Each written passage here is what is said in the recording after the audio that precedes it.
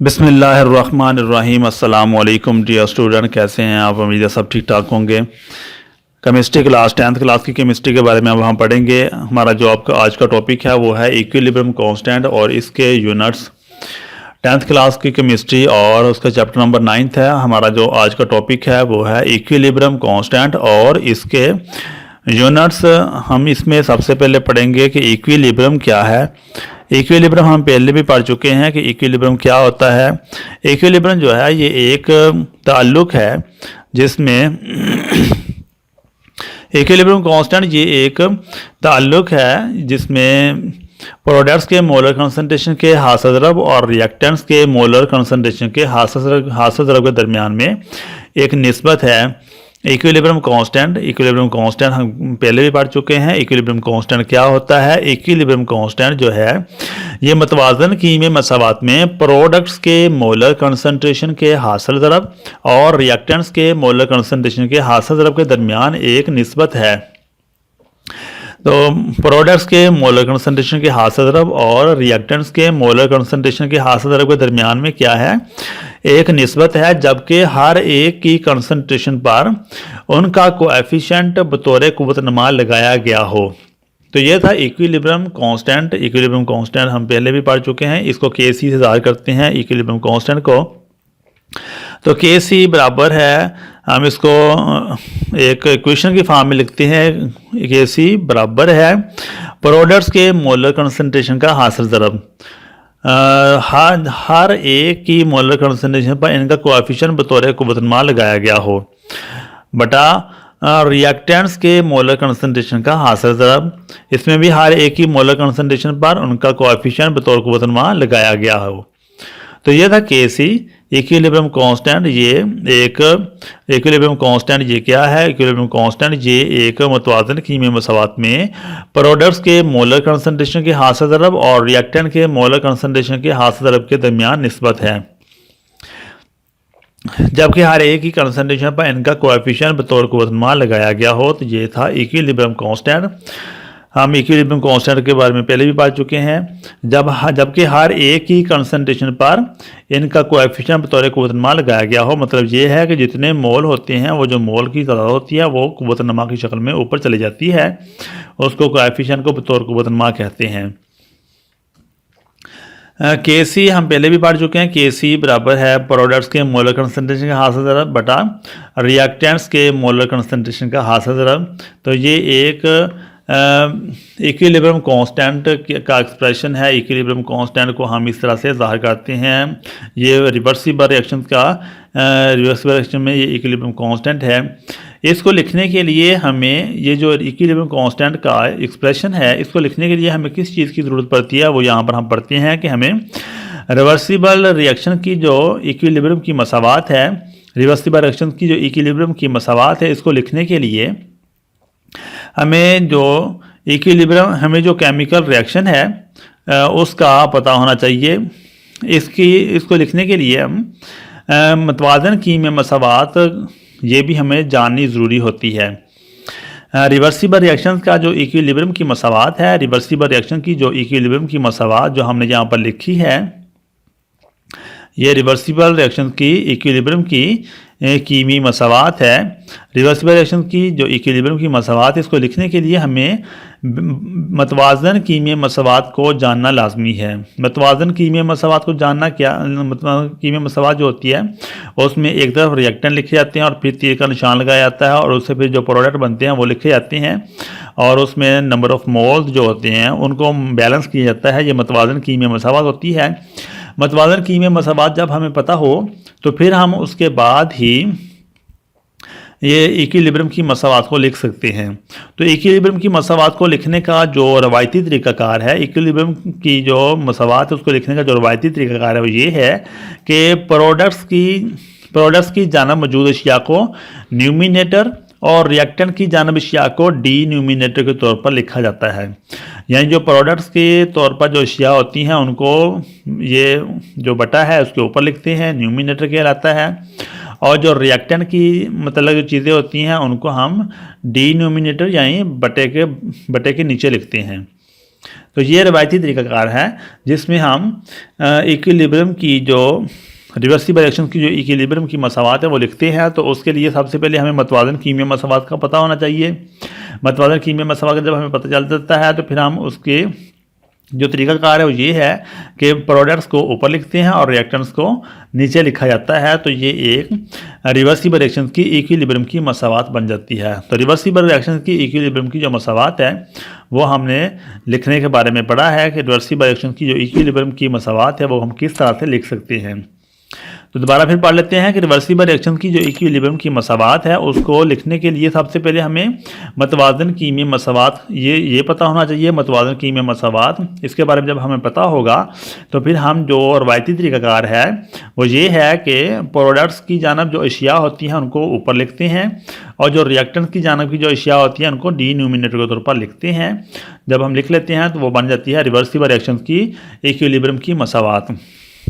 तो ये समझाने के लिए मैंने यहाँ पर लिखा था। अब हम इसको तफसील से पढ़ते हैं कि हम Kc की वैल्यू कैसे मालूम कर सकते हैं। इक्विलिब्रियम की जो Kc की वैल्यू है उसको हम किस तरह से मालूम कर सकते हैं, तो उसको हम स्टेप वाइज पढ़ेंगे। इस हवाले से रवायती तरीक़ाकार ये है, Kc की वैल्यू जो मालूम करने का रवायती तरीक़ाकार वो ये है कि प्रोडक्ट्स की जानब मौजूद अशिया को न्यूमिनेटर के तौर पर और रिएक्टेंट की जानब अशिया को डिनोमिनेटर के तौर पर लिखा जाता है। यानी Kc की वैल्यू मालूम करने के लिए जो रवायती तरीक़ाकार है वो ये है कि प्रोडक्ट्स की जानब मौजूद अशिया को न्यूमिनेटर और रिएक्टेंट्स की जानब अशिया को डिनोमिनेटर के तौर पर लिखा जाता है। मतवाज़न कीमिया मसावात जानने के बाद हम किसी भी रिवर्सिबल रिएक्शन की इक्विलिब्रियम की मसावात लिख सकते हैं। मतवाज़न कीमिया मसावात जानने के बाद हम किसी भी रिवर्सिबल रिएक्शन की इक्विलिब्रियम की मसावात लिख सकते हैं और इस तरह इक्विलिब्रियम मसावात में रिएक्टेंट्स और प्रोडक्ट्स की इक्विलिब्रियम कंसंट्रेशन की वैल्यू दर्ज करके हम Kc की वैल्यू मालूम कर सकते हैं। इस तरह इक्विलिब्रियम मसावात में इक्विलिब्रियम की जो मसावात है Kc की जो मसावात बनती है उसको इक्विलिब्रियम की मसावात करते हैं। इक्विलिब्रियम की मसावात में हम क्या करते हैं, रिएक्टेंट्स और प्रोडक्ट्स की इक्विलिब्रियम कंसंट्रेशन की वैल्यूज़ दर्ज करके हम Kc की वैल्यू मालूम कर सकते हैं। तो हमारा सवाल ये था कि हम Kc की वैल्यू कैसे मालूम कर सकते हैं। हम पहले पढ़ चुके हैं कि Kc की जो वैल्यू है उसका हम मालूम करने के बारे में पढ़ चुके हैं। Kc क्या होता है, Kc बराबर होता है प्रोडक्ट्स के मोलर कंसंट्रेशन का हासिल ज़रब और रिएक्टेंट्स के मोलर कंसंट्रेशन का हासिल ज़रब। ये Kc है, हमने Kc की वैल्यू मालूम करनी है। तो वैल्यू मालूम करने का जो फार्मूला है वो हमारे पास ये था कि उसका जो रवायती तरीक़ाकार है वो ये है कि प्रोडक्ट्स की जानब मौजूद अशिया को न्यूमिनेटर के तौर पर और रिएक्टेंट की जानब अशिया को डिनोमिनेटर के तौर पर लिखा जाता है।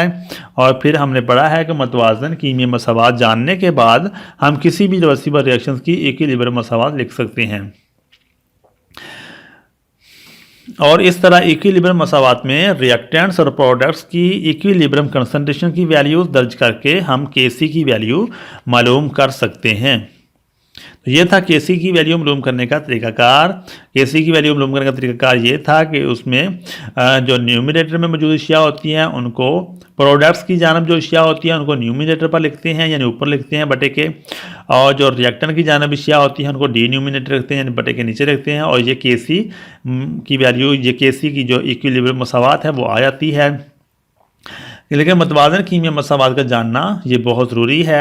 अगर मतवाज़न कीमिया मसावात को हम जानते हैं तो उसके बाद ही हम रिवर्सिबल रिएक्शन की इक्विलिब्रियम की मसावात को लिख सकते हैं। जब हम रिवर्सिबल रिएक्शन की इक्विलिब्रियम की मसावात को लिख लेते हैं तो फिर हम क्या करते हैं, अगर रिएक्टेंट्स और प्रोडक्ट्स की इक्विलिब्रियम कंसंट्रेशन की वैल्यूज़ दर्ज करते हैं और हम Kc की वैल्यू मालूम कर लेते हैं। Kc की जो वैल्यू है उसका इन्हिसार टेम्परेचर पर है। Kc की वैल्यू का इन्हिसार टेम्परेचर पर होता है। रिएक्टेंट्स और प्रोडक्ट्स की इब्तदाई कंसंट्रेशन पर इसका इन्हिसार बिल्कुल नहीं होता। तो ये सवाल शॉर्ट क्वेश्चन में भी आ सकता है कि Kc की वैल्यू का इन्हिसार किस बात पर होता है। तो यहाँ पर हम पढ़ रहे हैं कि Kc की जो वैल्यू है इसका इन्हिसार टेम्परेचर पर होता है। तो यहाँ पर सवाल लिख सकते हैं Kc की वैल्यू का इन्हिसार किस बात पर होता है। तो Kc की वैल्यू का इन्हिसार टेम्परेचर पर होता है। रिएक्टेंट्स और प्रोडक्ट्स की इब्तदाई कंसंट्रेशन पर इसका इन्हिसार बिल्कुल नहीं होता। अब हम पढ़ते हैं कि Kc का जो यूनिट्स है उसको हम कैसे लिखते हैं। Kc इक्विलिब्रियम की जो मसावात है उसके जो यूनिट हैं वो हम किस तरह लिख सकते हैं। यहाँ पर हमने लिखा है कि अगर मसावात के दोनों तरफ में मोल्स की तादाद बराबर हो तो Kc का कोई यूनिट नहीं होता। क्योंकि कंसंट्रेशन यूनिट एक दूसरे को कैंसिल कर देते हैं। Kc इक्विलिब्रियम कांस्टेंट है। इक्विलिब्रियम कांस्टेंट क्या जो यूनिट है उसके बारे में अब हम पढ़ रहे हैं। उसके बारे में जब हम पढ़ते हैं तो हमें ये बात मालूम होती है कि अगर मसावात के दोनों तरफ में मोल्स की तादाद बराबर हो तो Kc का कोई यूनिट नहीं होता।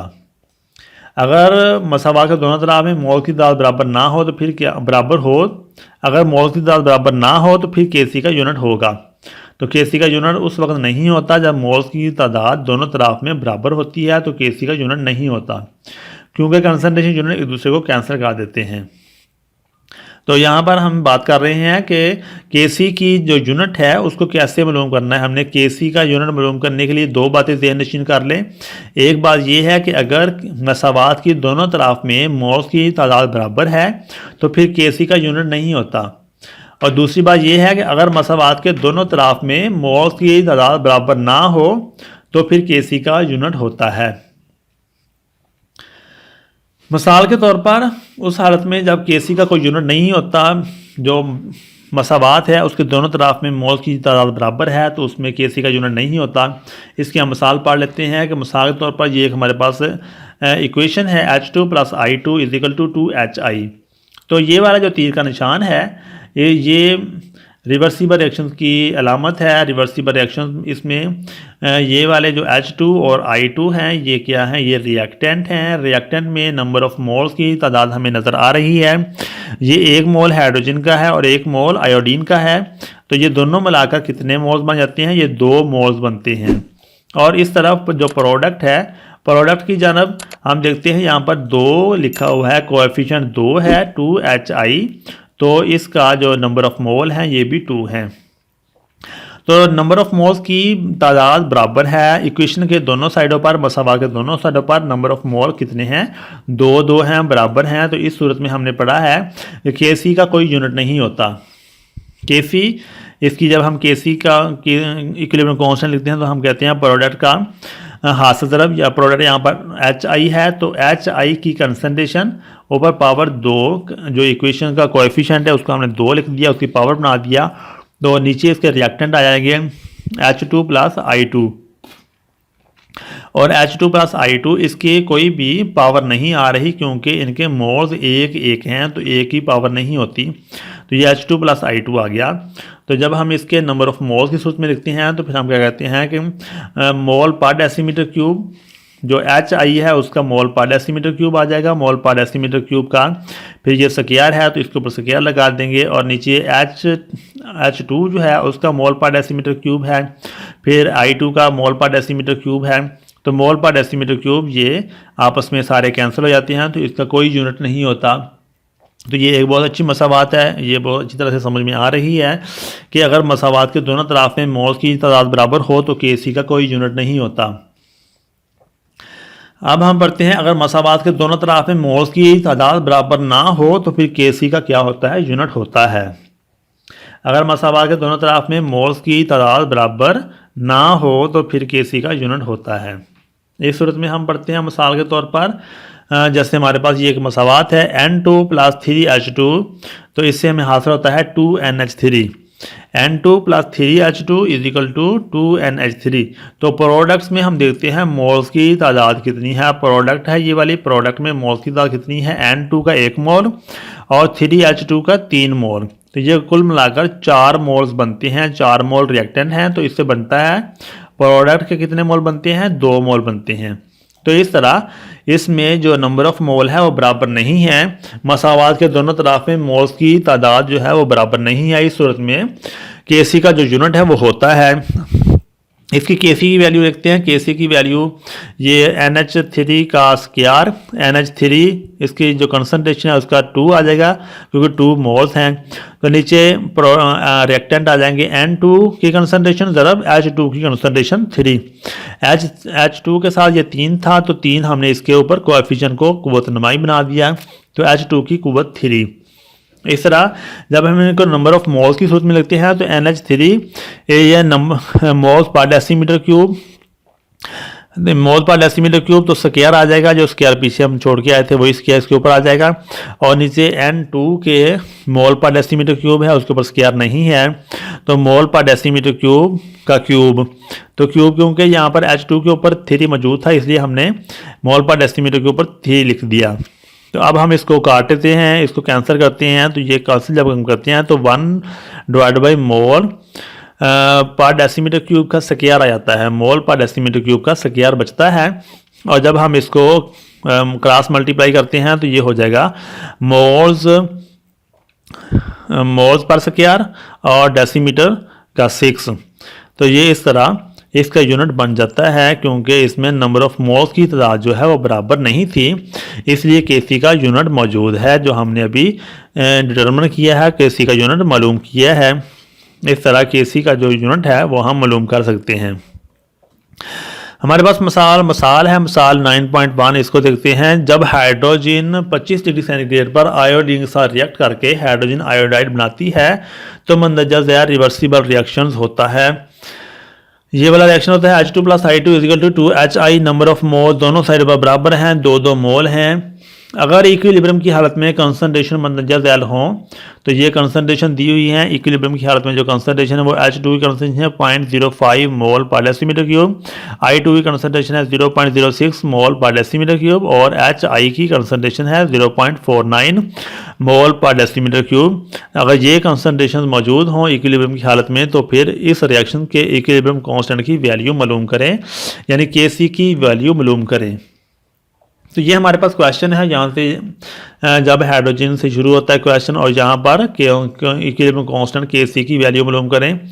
तो हम इस क्वेश्चन को हम हल करते हैं, हम हल की तरफ चलते हैं, सोल्यूशन की तरफ चलते हैं। हल है हमारे पास। इक्विलिब्रियम कंसंट्रेशन की जो वैल्यूज़ हैं वो हमें दी हुई हैं। H2 की वैल्यू है, I2 की वैल्यू है और HI की वैल्यू है।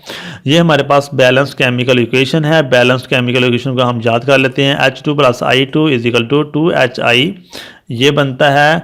बैलेंस केमिकल इक्वेशन के बाद हम इसके इक्विलिब्रियम कांस्टेंट के एक्सप्रेशन को लिखते हैं। इक्विलिब्रियम कांस्टेंट यानी Kc की वैल्यू लिखते हैं। Kc की वैल्यू हम जानते हैं प्रोडक्ट की कंसंट्रेशन डिवाइडेड बाई रिएक्टेंट की कंसंट्रेशन का हासिल ज़रब। तो प्रोडक्ट है HI, तो इसके ऊपर पावर 2 आ गई, क्योंकि 2 मोल थे तो हमने पावर 2 लिख दिया। H2 × I2, इनके मोल मौजूद नहीं है, तो ये कोएफिशिएंट भी इनके पावर के बगैर ही हैं। तो Kc की वैल्यू, Kc के अंदर अब हम इक्विलिब्रियम कंसंट्रेशन की वैल्यू दर्ज करते हैं। ये जो हमारे पास मसावात है, Kc की वैल्यू हमने मालूम करनी है। इस मसावात में हम क्या करते हैं, जो हमारे पास ये कंसंट्रेशन की वैल्यूज़ दी हुई हैं इनको पुट करते हैं। जब हम पुट करते हैं तो इसको जवाब 80 आ जाता है। इस तरह Kc की वैल्यू हम मालूम कर लेते हैं। जो हमारा क्वेश्चन था वो हमारा क्वेश्चन हल हो गया। Kc की वैल्यू ये 0.49 का स्क्वायर, HI इसकी जो वैल्यू थी ये 0.49 मोल पर डेसीमीटर क्यूब था, तो ये हमने यहाँ पर पुट कर दी।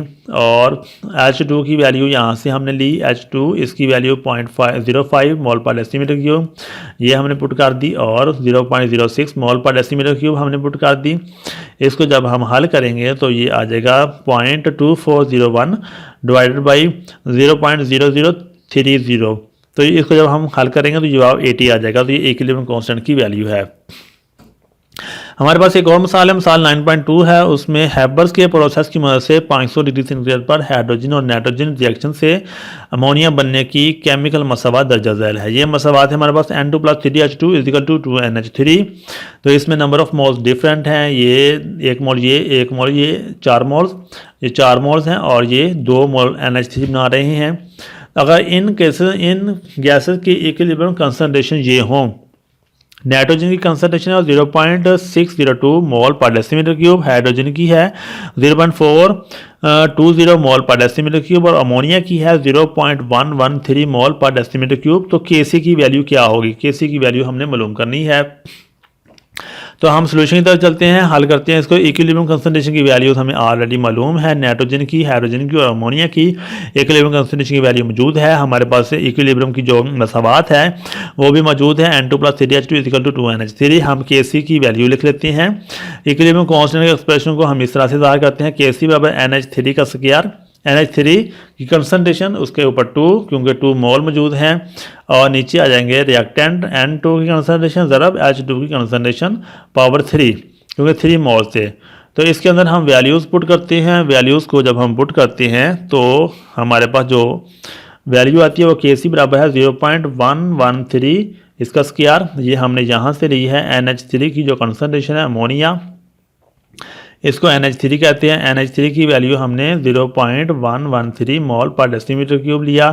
तो ये हमने ऊपर नोमिनेटर के ऊपर पुट कर दिया और डिनोमिनेटर में हमने N2 की कंसंट्रेशन पुट करनी है। N2 नाइट्रोजन होती है, ये वाली 0.602 मोल पर डेसीमीटर क्यूब ये हमने फिल कर दी। उसके बाद जो वैल्यू है वो हाइड्रोजन की आ जाएगी H2 की।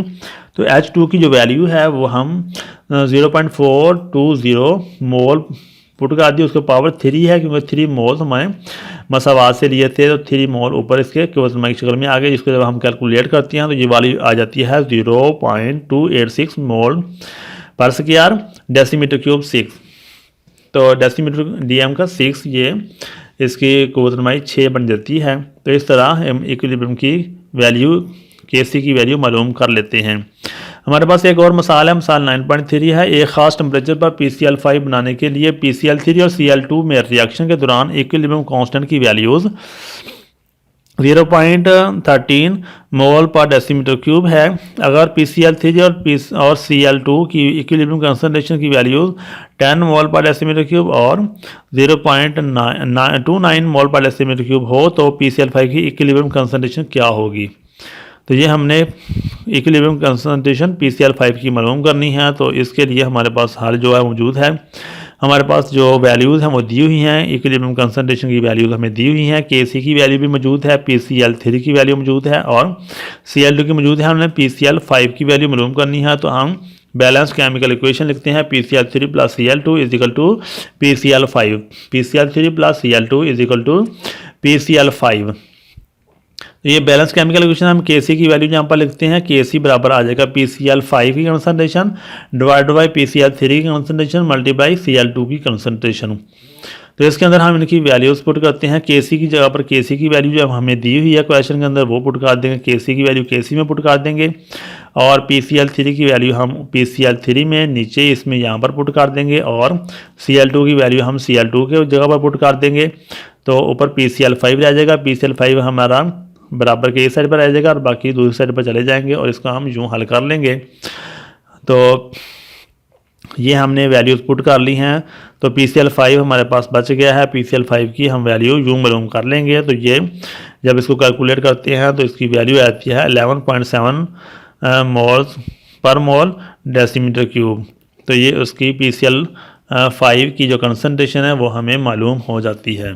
तो ये थे हमारे जो क्वेश्चन थे, हमने कंसंट्रेशन यूनिट को पढ़ा। तो अब हम बुक की तरफ चलते हैं। बुक के पेज नंबर है हमारे पास 12 इक्विलिब्रियम कांस्टेंट और इसके यूनिट। इक्विलिब्रियम कांस्टेंट ये बुक है, बुक का पेज नंबर 12 है और हम इक्विलिब्रियम कांस्टेंट के यूनिट इक्विलिब्रियम कांस्टेंट के बारे में सबसे पहले पढ़ लेते हैं, यूनिट बाद में पढ़ेंगे। इक्विलिब्रियम कांस्टेंट ये क्या है। इक्विलिब्रियम कांस्टेंट मतवाजन कीमी मसावात में प्रोडक्ट्स के मोलर कंसंट्रेशन के हासिल ज़रब और रिएक्टेंट के मोलर कंसंट्रेशन के हासिल ज़रब के दरमियान निस्बत है, जबकि हर एक की मोलर कंसंट्रेशन पर इनका, यहाँ पर का आएगा, इन्होंने बुक के अंदर मिस प्रिंट किया हुआ है, यहाँ पर इनका कोएफिशिएंट बतौर कुव्वतनुमा लगाया गया हो। तो ये आप ज़रा गौर से इसमें करेक्शन कर लें, बुक के ऊपर गलत लिखा हुआ है, इनमें इनका कोएफिशिएंट बतौर कुव्वतनुमा लगाया गया हो। तो यहाँ तक हमने इक्विलिब्रियम कांस्टेंट क्या है उसकी डेफिनेशन है यहाँ पर, ये हमने भी याद करनी है। इक्विलिब्रियम कांस्टेंट मतवाजन कीमी मसावात में प्रोडक्ट्स के मोलर कंसंट्रेशन के हासिल ज़रब और रिएक्टेंट के मोलर कंसंट्रेशन के हासिल ज़रब के दरमियान निस्बत है, जबकि हर एक की मोलर कंसंट्रेशन पर इनका कोएफिशिएंट बतौर कुव्वतनुमा लगाया गया हो। तो ये कंसंट्रेशन पर इनका आप बुक के ऊपर करेक्ट कर लें, इसको इनका कोएफिशिएंट लगा लें। Kc की वैल्यू बराबर होती है प्रोडक्ट्स की मोलर कंसंट्रेशन का हासिल ज़रब डिवाइडेड बाई रिएक्टेंट की कंसंट्रेशन का हासिल ज़रब। हर एक मोलर कंसंट्रेशन पर इनका कोएफिशिएंट बतौर कुव्वतनुमा लगाया गया। हर एक मोलर कंसंट्रेशन पर इनका कोएफिशिएंट बतौर कुव्वतनुमा लगाया गया। तो ये था केसी की जो मसावात है, केसी की वैल्यू मालूम करने की मसावात। ये हम किस तरह से केसी की वैल्यू हम कैसे मालूम कर सकते हैं, यहाँ से शुरू होता है केसी की वैल्यू हम किस तरह से मालूम कर सकते हैं। इस हवाले से यहाँ से सवाल बनता है केसी की वैल्यू हम कैसे मालूम कर सकते हैं। तो केसी की वैल्यू मालूम करने का तरीका, इस हवाले से रिवायती तरीकाकार ये है कि प्रोडक्ट्स की जानब मौजूद अशिया को न्यूमिनेटर और रिएक्टेंट की जानब अशिया को डिनोमिनेटर के तौर पर लिखा जाता है। ये हम करेंगे।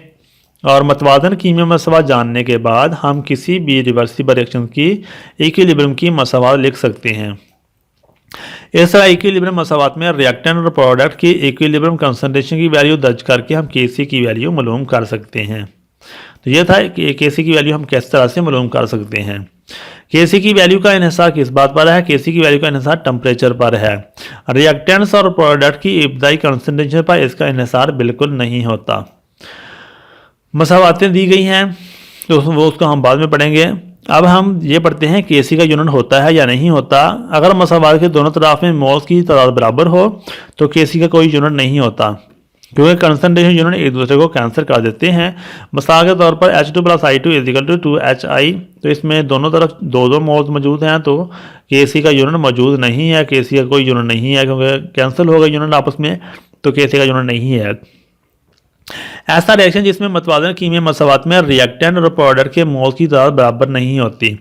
अगर मोल की तादाद बराबर नहीं होती तो फिर इस सूरत में केसी के यूनिट होते हैं। मिसाल के तौर पर N2 + 3H2 = 2NH3, तो इसमें 4 मोल्स हैं रिएक्टेंट साइड पर और 2 मोल हैं प्रोडक्ट की साइड पर, तो मोल्स की तादाद बराबर नहीं है, तो केसी का यूनिट मौजूद है। तो जब हम इसको केसी की सूरत में लेते हैं, केसी बराबर है NH3 की concentration square divided by N2 की कंसंट्रेशन मल्टीप्लाई H2 की कंसंट्रेशन का क्यूब, तो 3 जो था ये मोल की तादाद है, ये ऊपर आ गई। तो इस तरह इनके जो कंसंट्रेशन के यूनिट हैं वो moles per square, decimetre cube का 6, ये इसका जो यूनिट है वो आ जाता है। अब हम पेज नेक्स्ट पे चलते हैं, 13 पेज के ऊपर। मिसाल है, जब हाइड्रोजन 25 डिग्री सेंटीग्रेड पर आयोडीन के साथ रिएक्ट करके हाइड्रोजन आयोडाइड बनाती है तो नतीजा रिवर्सिबल रिएक्शन होता है। H2 + I2 = 2HI। इक्विलिब्रियम की हालत में कंसंट्रेशन की वैल्यू दी हुई है। इस रिएक्शन के लिए इक्विलिब्रियम कांस्टेंट केसी की वैल्यू मालूम करें। हमारे पास जो रिएक्शन की कंसंट्रेशन है वो दी हुई है, वो लिख लेनी है। फिर इक्विलिब्रियम कांस्टेंट का एक्सप्रेशन है केसी, ये हमने बैलेंस केमिकल इक्वेशन लिखने के बाद हमने ये वाली जो इक्वेशन है इससे हमने केसी की वैल्यू लिखनी है। ऊपर हमने प्रोडक्ट, नीचे हमने रिएक्टेंट के जो रिएक्टेंट को मल्टीप्लाई करके लिख देना है और फिर हमने वैल्यूज़ पुट करनी है। वैल्यूज़ पुट करने के बाद जब हम हल करेंगे तो ये इसका जवाब निकल आएगा। मिसाल नंबर 9.2, हैबर के प्रोसेस की मदद से 500 डिग्री सेंटीग्रेड पर हाइड्रोजन और नाइट्रोजन के रिएक्शन से अमोनिया बनने की केमिकल मसावात दर्ज करें। तो मसावात दर्ज झैल है, मसावात दी हुई है N2 + 3H2 = 2NH3, तो ये मसावात हमें मालूम है। इसके अलावा जो कंसंट्रेशन है वो भी दी हुई हैं। नाइट्रोजन की कंसंट्रेशन भी मौजूद है और हाइड्रोजन की कंसंट्रेशन भी मौजूद है और अमोनिया की कंसंट्रेशन भी मौजूद है, दी हुई है।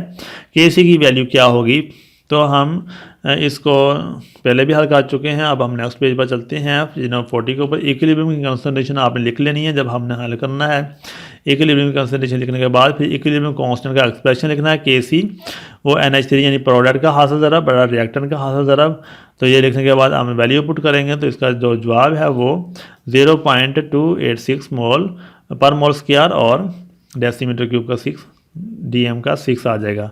तो ये मिसाल नंबर 3 अब हम पढ़ते हैं। खास टेम्परेचर पर PCl5 बनाने के लिए PCl3 और Cl2 में रिएक्शन के दौरान इक्विलिब्रियम कांस्टेंट ये केसी की वैल्यू 0.13 पर मोल डेसीमीटर क्यूब है। अगर PCl3 और Cl2 की इक्विलिब्रियम कंसंट्रेशन बिल तरतीब 10 मोल पर डेसीमीटर क्यूब और 9 मोल पर डेसीमीटर क्यूब हो तो PCl5 की इक्विलिब्रियम कंसंट्रेशन क्या होगी।